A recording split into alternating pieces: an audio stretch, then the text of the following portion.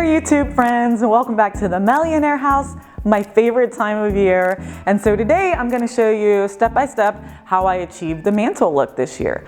Also in the description box, I will link some previous videos from previous years where I actually built the garland. I cheated this year. I didn't build this. I ordered it this way just to make it a little bit easier on myself. But I love the look. I'm going to break it down for you step by step. So let's get started. Okay, my friends, I have cleaned everything off, and that is actually my first tip. Start with a clean mantle. I have tried to cut corners before and not move everything off. It just ends up making more work for myself. I also like to use the command strips to provide some security for the garland. It's the worst thing on earth is to build this beautiful garland and then have it come crashing down because you didn't have anything up there. So I put these up. Now these are supposed to be damage free. It has pulled paint off in years past, so I don't know what to tell you with that, but I'm trying to be as thorough as possible and telling you what I use. I just touch it up after the holidays, okay? So the first place I start with is actually with the garland. So I'm gonna pick this up. Like I said earlier, I cheated this year. I normally build my garland, right? Like I said, I'll have those videos for you, but this was just so gorgeous. I ordered this from Grandin Road this year, and it was really heavily embellished.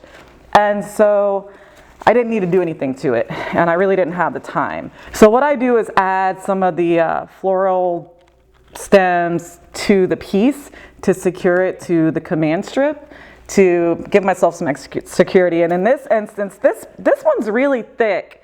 Normally I would try to pop it in there, but it's so thick, I'm not gonna be able to, but then that's where these come in handy. Hopefully you could see that. So that's what I'm gonna do now. I'm just gonna get everything secured up here, and we will move on to the next step. I'm just gonna wrap these stems around the command strip to get it nice and tight in there.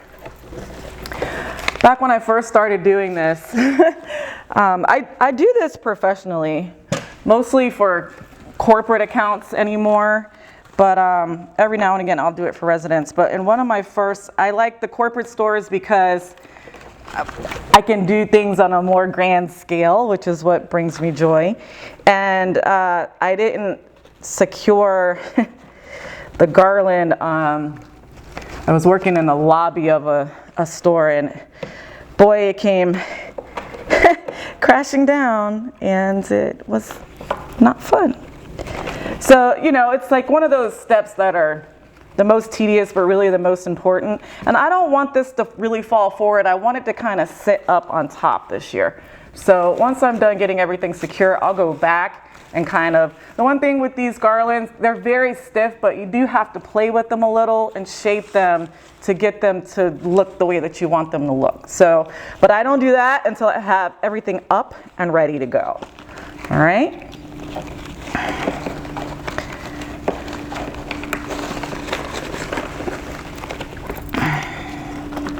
I really hope this is close enough for you guys to see.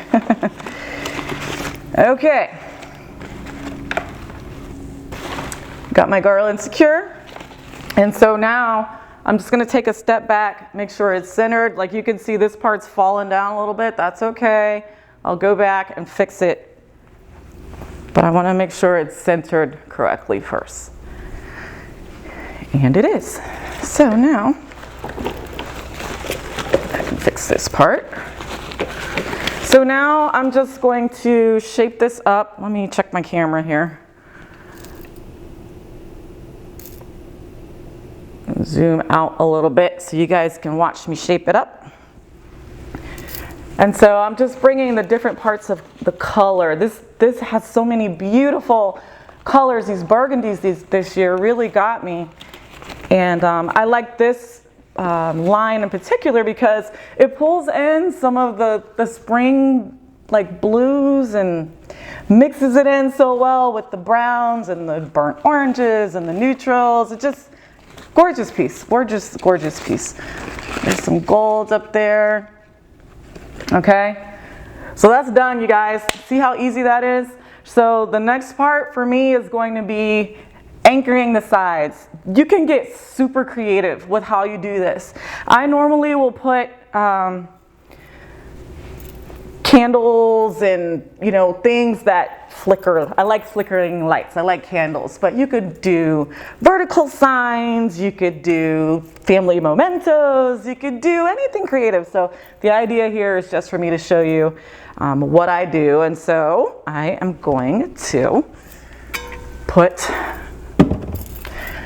these pillar candle holders up next. Over the summer, I put in a gold kind of base in my built-ins, and I wanted to carry that through during the holidays. So I just pulled out some pieces, and I like to kind of stagger the heights. Hopefully you can see that, right? And over here, I think you guys can see that. Some of you may be wondering what this is. I custom built this fireplace. I designed it and built it, and I designed to have an outlet in the mantle specifically for Christmas. But since this is not pre-lit, I'm just setting that on top. I'm gonna fill that in later and go to the other side. I don't normally do videos like this anymore, right? It's all kind of narrated behind the scenes. But you guys asked for it, so hopefully this is helpful. Let me know in the comments below. Okay, so that's done. So those are my anchor pieces. I have a lot of space to fill in, but that's really enough for me because this bad boy is like, this is where it's all at this year. So that's tip number 2. So tip number 1, I believe, was clear everything off and start with your actual garland. If you'd like to see how I built garlands, check in the video below. Tip number 2, fill in with your anchors, and then I start to fill in the space around it. So there's kind of a big bulgy space here. So I had this pumpkin in stock. I've collected these pumpkins over the years. The only new piece that I bought this year was this garland. Everything else is stuff that I already had. And on this side, last year I got, getting wrapped up in the mic, this really pretty glass pumpkin from Pier 1. You can actually put like no fairy lights. You can turn it on. It's battery operated. I didn't change the battery out just because I didn't want the glow up there. But it fit perfectly in here, so that's where it's going. And then I'm gonna put these candles. So I use the Flameless flicker candles. There's the battery out in this one already.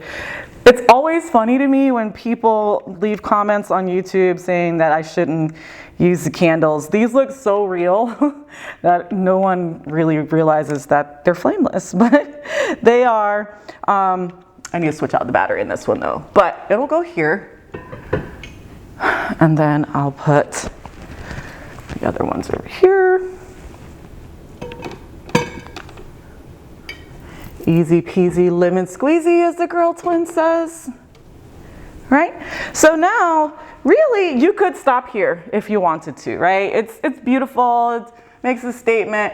I'm a more is more when it comes to fall and Christmas styling, so I just like to jam it in. So I had this thankful sign. You guys have seen me use it if you've been following for a while, for a couple of years now. Last year I think I used it in the dining room, and the year before that I had it out here. But it was kind of too farmhousey, so I spray painted it. And spray painted it gold. So now, same sign, looks totally different.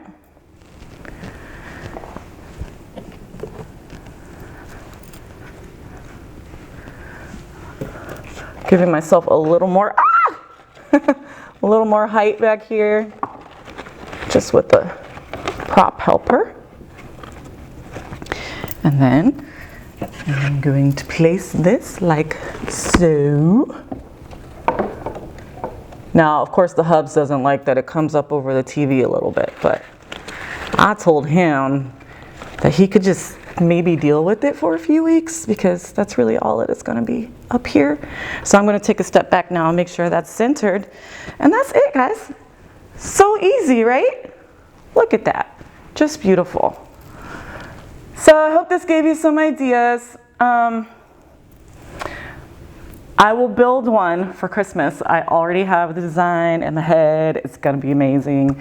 And I can't wait to get started on it. The stuff's not here just yet, but I'll be sharing that with you. So I hope this was helpful. I hope you are enjoying your fall, or that it's off to a great start. And I will see you guys in the next video. Until next time, love and peace.